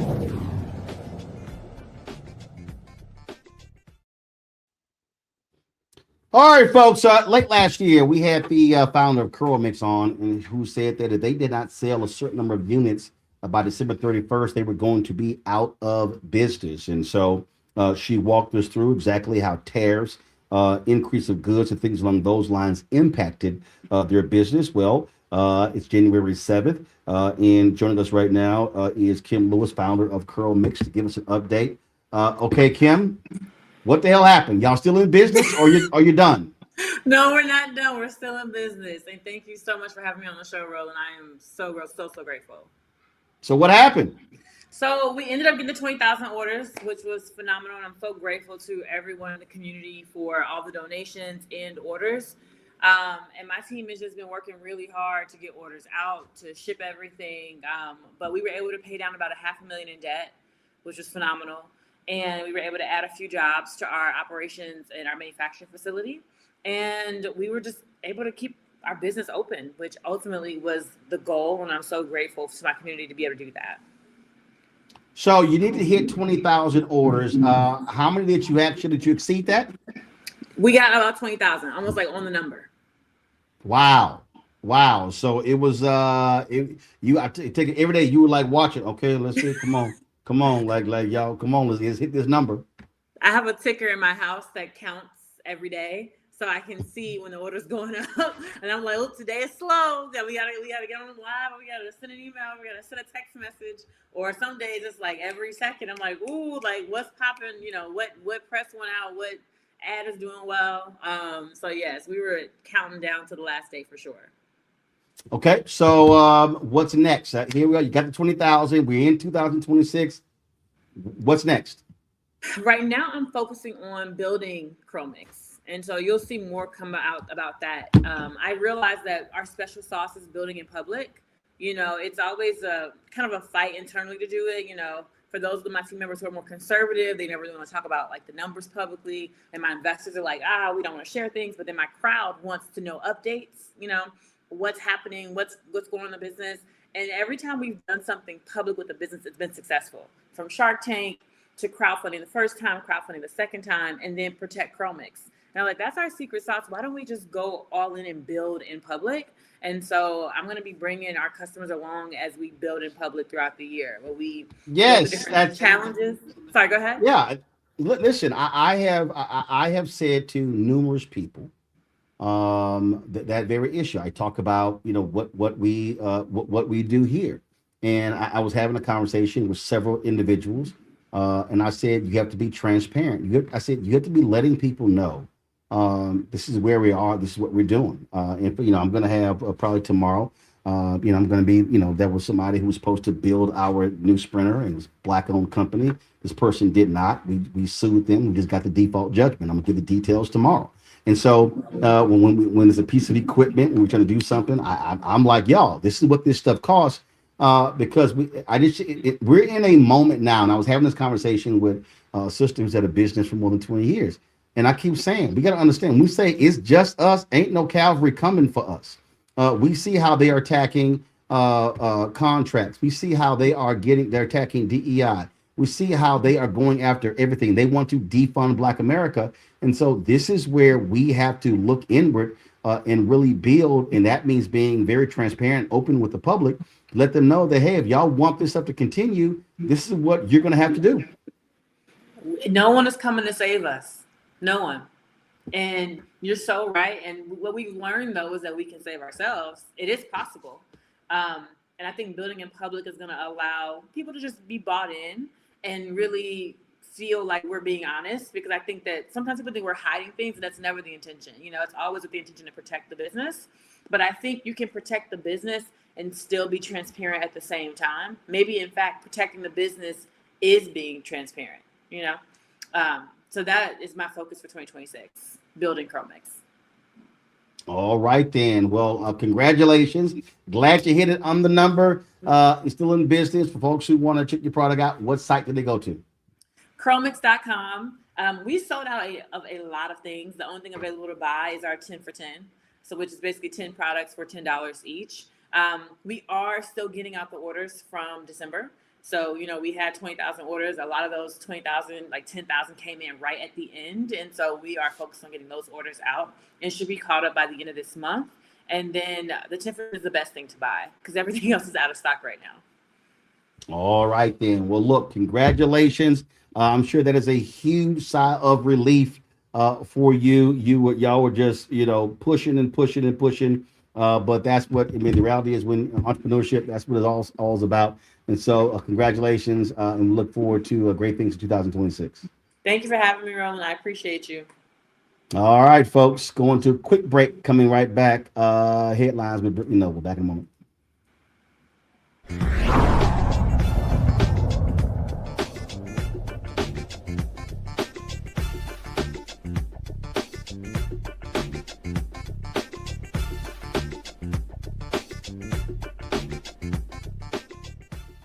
They said the quiet part out loud.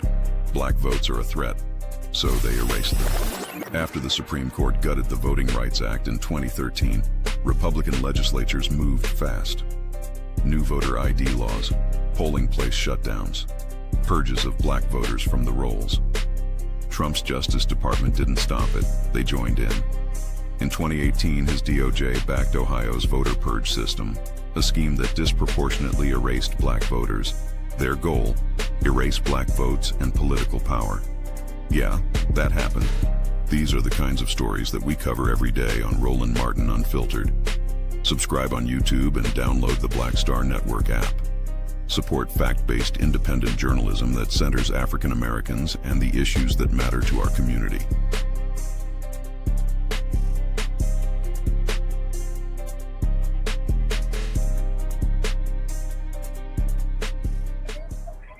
In this country right now, you have people get up in the morning and the only thing they can think about is how many people they can hurt, and they got the power. That's the time for mourning. For better or worse, what makes America special, it's that legal system that's supposed to protect minorities from the tyranny of the majority. We are at a point of a moral emergency. We must raise a voice of outrage. We must raise a voice of compassion. And we must raise a voice of unity. We are not in a crisis of party versus party. We are in a crisis of civilization, a human rights crisis, and a crisis of democracy itself. And guess what? You've been chosen to make sure that those that would destroy, those that would hate, don't have the final say, and they don't ultimately win.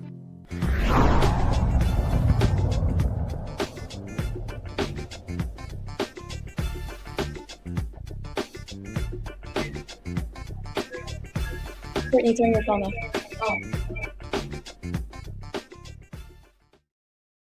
All right, folks, time for Black Star Network headlines with Brittany Noble. Roland, the trial of a former Uvalde, Texas school police officer accused of failing to act during the 2022 Robb Elementary shooting resumes on Thursday. Adrian Gonzalez has pleaded not guilty to 29 counts of child abandonment and endangerment stemming from the massacre that left 21 people dead. Prosecutors say a key witness has changed her testimony, now placing the shooter closer to Gonzalez than she did in statements given to a Texas Ranger during the original 2022 investigation. Now, if convicted, Gonzalez could face up to 2 years in prison. A legal showdown is unfolding between a major U.S. county and the federal government over millions in COVID-19 public health funding. Dallas County has filed a federal lawsuit against the Trump administration's health department and the Centers for Disease Control and Prevention, accusing federal officials of unlawfully reclaiming $70 million in pandemic relief funds. County leaders say the case highlights a broader conflict between local government and Washington over just how much discretion states and counties have in using public health money approved during the pandemic. Wells Fargo in Dallas, Texas is denying a grandmother's $15,000 fraud claim. 83-year-old Billy Young wrote a check in August of 2024 to pay off her car loan. But she learned that someone had altered the payee's name on the check and had cashed it. After disputing the claim, Wells Fargo refused to reimburse her the stolen check. More than a year later, the case remains unsolved. The bank notified her in May that she had missed a 30-day deadline to file and an appeal on her behalf with the bank. Wells Fargo says that it is now reviewing the case. Young did close her account after banking with Wells Fargo for 30 years. The Texas American Federation of Teachers has filed a federal lawsuit against the Texas Education Agency and its commissioner. It comes after an investigation of teachers' social media posts following the assassination of conservative activist Charlie Kirk. The lawsuit claims that the investigations were unlawful and that the TEA's actions violated educators' free speech rights. The AFT argues that the TEA's policy directed school districts to report reprehensible and inappropriate content on social media, leading to disciplinary actions against teachers. The lawsuit seeks a court order blocking the investigations and requiring the TEA to retract its policy. Also, a Black Virginia couple is suing Buffalo Wild Wings after claiming their receipt had a racial slur on it. Get this, Mark and Natasha Lamone say that they were dining in at the Woodbridge restaurant. Then they asked for a check, and that's when they noticed the word NIGS on their items. The word had been printed on both the bag and the order receipt. The couple is accusing the restaurant of inflicting intentional emotional distress, and now they're seeking $5 million. Roland, back to you. All right, Brittany, we appreciate it. Thanks a lot. Well, guess what, folks? The other day, Republicans in Kansas said, sorry, y'all. Redistricting ain't going to be happening. We can't gerrymander seats here. Well, guess what? In Kentucky, this news as well. There's one Democratic representative in Kentucky. A Republican leader there told the White House, nope, ain't going to happen either. So that's another issue that they have. Joe, these Republicans, they already ticked off because Indiana Republicans voted it down. Now Kansas and Kentucky. So their whole plan to gerrymander the map is blown up in their face, and they really screwed up because the actions that Democrats took in California and other places as well. And so it did not get them the results that they wanted. I don't know. Can you? Okay, good. I'm on. No, it didn't get them the results that they want. I mean, I've long said this on this show and other places. There's only so much you can do and so much you can push. And then sometimes people say, we've had enough. They've clearly heard from their constituents at home that they don't want this. And I think some of them genuinely are concerned about the nation. I know we kind of poo-poo conversations about democracy, but they're seeing that for every action, there is a reaction. And Democrats can do just what they do. So if that's not the country that they want, it has to stop somewhere. And they're saying, you know what, in Kansas, Kentucky, it's stopping here. The buck stops here. And some of them are doing a great peril to themselves. There are some Republicans who will be primaried and who will not be reelected because of the decision they've made, and yet they're doing it anyway. And it goes to show there are some limits to Donald Trump's power, although sometimes it feels insurmountable. You got to keep fighting. Well, you absolutely have to keep fighting. And Tyler, bottom line is, you can't just concede them. You must fight on every single level. And I got sick and tired of hearing people say, well, oh my God, what are they going to do? They can't do anything. You have to figure out every single possible way, push every button, consider every opportunity when it comes to fighting these folks trying to steal these seats. Yeah, absolutely, because it's in turn done with like surgical precision, as you said before. And I think when things like this fail, I think it exposes how out of step these politicians are with the people they claim to represent. And I think people are continually learning and leaning in that participation plus the pressure can really disrupt even the most carefully drawn out plan or scheme that these elected officials are trying to put in place. And this isn't just about maps. I think it's about whose voices matter the most and whose futures decide what's behind these closed doors. And I think communities are continuing to stay vigilant in what it looks like to protect their right to vote and what it looks like to have a democracy that's representative of what they look like. And I think it all comes down into organizing. It all comes down in how we show up to really to disrupt these careful schemes that they're trying to do. But what this also says to us, though, Rebecca, is that we cannot have people just sitting on the sidelines waiting. We can't have organizations. We can't have, and I'm talking about. I'm not talking about national civil rights groups. I'm talking about all these Black organizations we have around this country. Too many. I just felt that too many people in 2025 were still in shock that these crazy deranged MAGA people chose to put back in the White House the insurrectionist liar in chief. And we had all folks were talking about taking time off, checking out of the process, doing all sort of other stuff. And I'm sitting there saying, no. This is a moment where you have to be strategic in how you battle in terms of what you focus on. And I'm saying to people right now, this is early January. You've got primaries coming up. And we better understand, we talk about politics, and this is the thing I need people to really understand, Rebecca. When we talk about politics, we talk about voting. We're not just simply saying, okay, fine, here's vote, that's what it is. No, politics is about the delivery of goods and services, the delivery of resources on a national, state, county, city level. And if you check out of a process, it's guaranteed you're probably going to get screwed. So this is not a moment where any of us, any Black person could say, I'm sitting this one out. That simply cannot happen. Roland, if you pay taxes, you need to make sure that you're getting your money's worth out of your government. And the only way you could do that is interact with your government. You have to show up. You have to make sure that those in elected office, those in appointed office are being held accountable. You were talking about redistricting. What I saw today is that Governor DeSantis in Florida said he's going to call a special session in Florida in April to get them to gerrymander and try to net an additional Republican seats in Florida. And so to your point of how different organizations and community groups can get together, well, here's an example. I was listening to Higher Learning the other day, and Van Lathan was saying the Black church brings about $10 to $15 billion a year, right? And so we have all these Black churches in certain areas. We have a Black church, you know, in the hood. Sometimes you have a storefront, a church on every corner, and then there's a liquor store on the other corner, right? But my point in saying this is that we have places for people to convene and to organize. We have different places for people to connect. We need to activate all of our points of connectivity in 2026 to make sure we're engaging the community. It's not just the Divine Nine. Quite frankly, Democrats try to use that as a cheat code. And being someone within the Divine Nine, there's more that we could do to actually impact our communities and to mobilize. But, you know, we have institutions like the Black Church. We have a variety of Black institutions.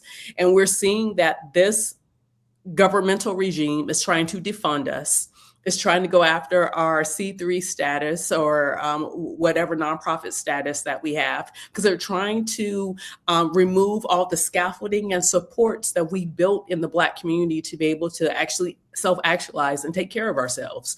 We have to double down on Black institutions in 2026, because ultimately this government, and maybe even the next government, is not here for us or is going to take care of our communities. We have to be the ones to show up and take care of our communities, and that requires us investing in Black institutions.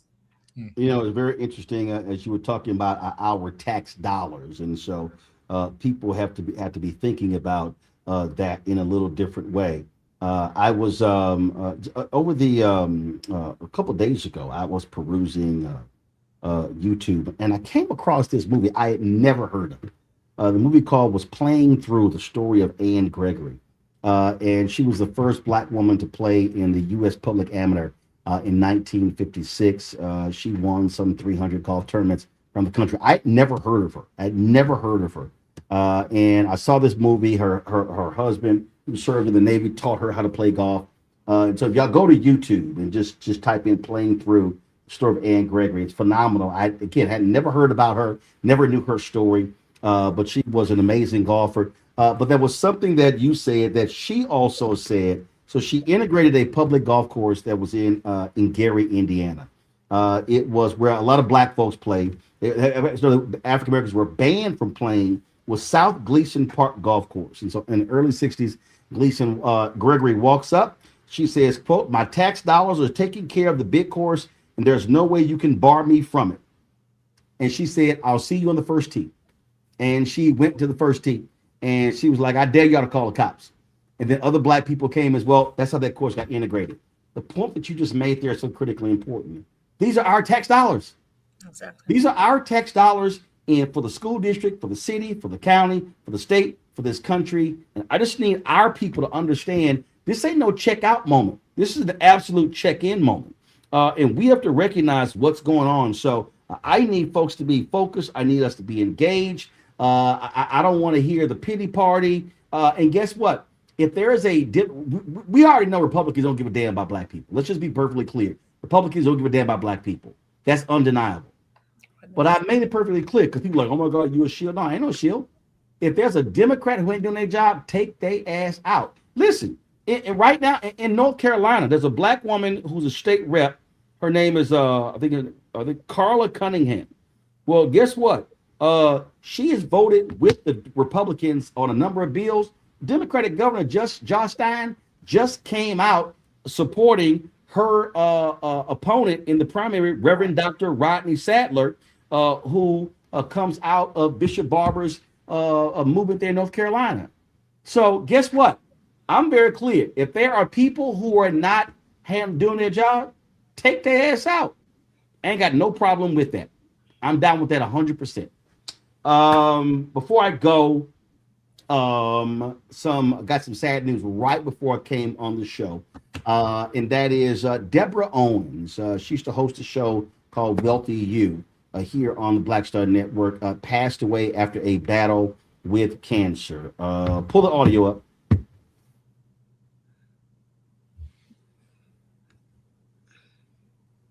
In the Black community is about making sure that we have assets that can last beyond our lifetime. That's right here on Get Wealthy, only on Black Star Network.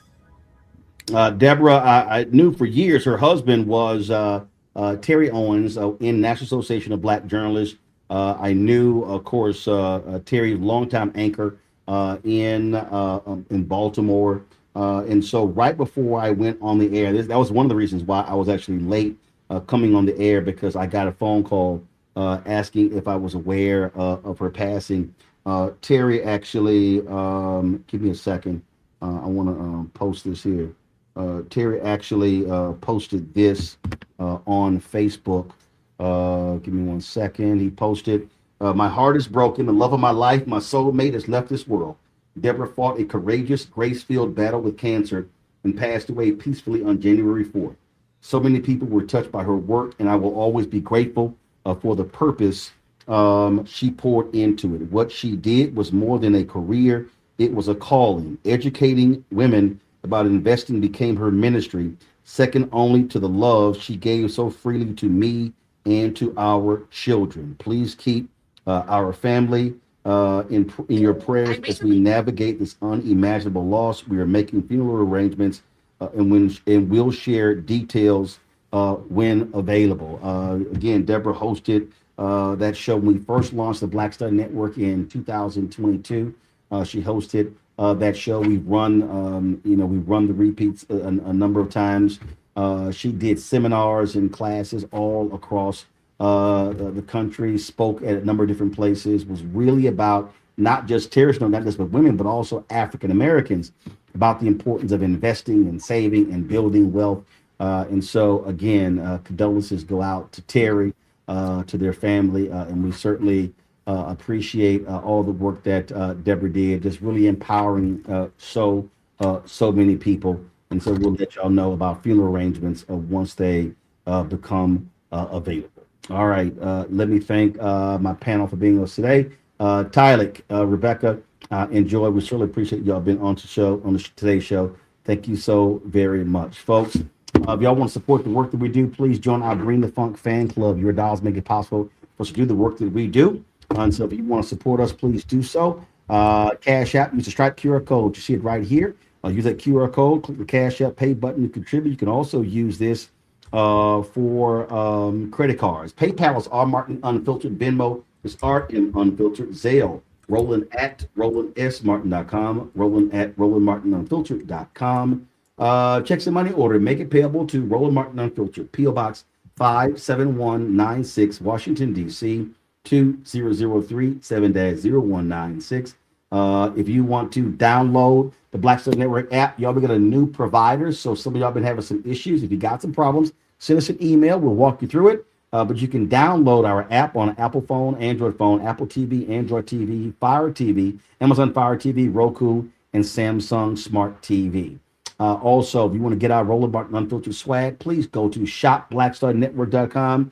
T-shirts for t-shirt, you name it, t-shirts, sweatshirts, all that good stuff. Go to shopblackstarnetwork.com to get our t-shirts. Also, support Black-owned businesses. All the products that you see in my studio, of course, you can go to shopblackstarnetwork.com for that stuff as well. Go to our marketplace to support those Black-owned businesses. And folks, we're down to the last, I think it's $120,000 left before the raise of fan base closes. The goal is to raise 17 million, 16.8 million has been raised. And so download the app first. Let's download the app. And if you want to invest in fan base, go to startengine.com/fan base, startengine.com/fan base. If you look at the map, using the app, you see a lot of different changes have happened, a lot of different upgrades and stuff along those lines. And so please download that as well. All right, folks. That is it for me. I appreciate all of y'all watching today's show. Let me thank all of y'all. I got so many text messages from people thankful for the interview with Richard Smallwood. We did December 16th, 2019. We thought it had been lost, and it simply wasn't categorized properly. So we found it, and so we have that. There's another interview that we found going to be airing next week. Former Senator Doug Jones. He was the prosecutor in the case of the white men who killed the 4 little girls in Birmingham at 16th Street Baptist Church. Well, we had interviewed him, same thing, thought that was lost. I actually found that before the Richard Smallwood interview. So we're going to have that on tomorrow's show next week as well. And so, but again, thank you so much. If y'all missed the Richard Smallwood interview, it's a fantastic conversation about his life, his book, Total Praise. Simply go to our YouTube channel. You can check it out. Just click live. You can see the video there, or go to our video segment. You can see it there as well. And please share it. But again, so many people were hitting me yesterday and today, thanking them for that interview. And that's just one of the reasons why we do what we do. Because listen, MSNBC, CNN, Fox News, ABC, NBC, CBS, you could throw all these digital outlets, all these people, they're not going to be sitting here talking about Richard Smallwood. We know what Richard Smallwood means to our community. We know what that means. And there's so many people like him who will never, ever get any airtime on any of those networks, because for them, they were like, who is that? Oh, Richard Smallwood? Well, I don't know who that is. Well, we know what it means to our community. And so having an outlet that allows us to be able to sit down and talk to these individuals and tell their stories is critically important. We're going to be doing a lot more of those interviews in 2026, not just with entertainers, but book authors and business folks and health folks and you name it. And so that's why your support is so important for the work that we do. We've hired, new staffers. We've got a lot of work done. If y'all go to blackstarnetwork.com, you'll see how we have been taking a lot of these stories these interviews that we do on the show, turning them into written pieces on the website, moving a lot faster, getting those videos up. So when you share them is important. This, of course, is this you'll see right here. This is now how blackstarnetwork.com looks. And so you see the interview we did there. We represent Norma Torres, an interview with LA Mayor Karen Bass, interview with Congressman Jimmy Gomez. We need to get the Hank Johnson interview up as well. You see us talking there with Mark Morial about their museum. I see good. The Hank Johnson interview is right there as well. And so, folks, this is what we've been working on. So we completely redid blackstarnetwork.com, turned to a news portal. You see our shows right there. We've got some shows that we're going to be adding as well. So lots happening here at Roland Martin Unfiltered and the blackstarnetwork.com, and your support is so valuable.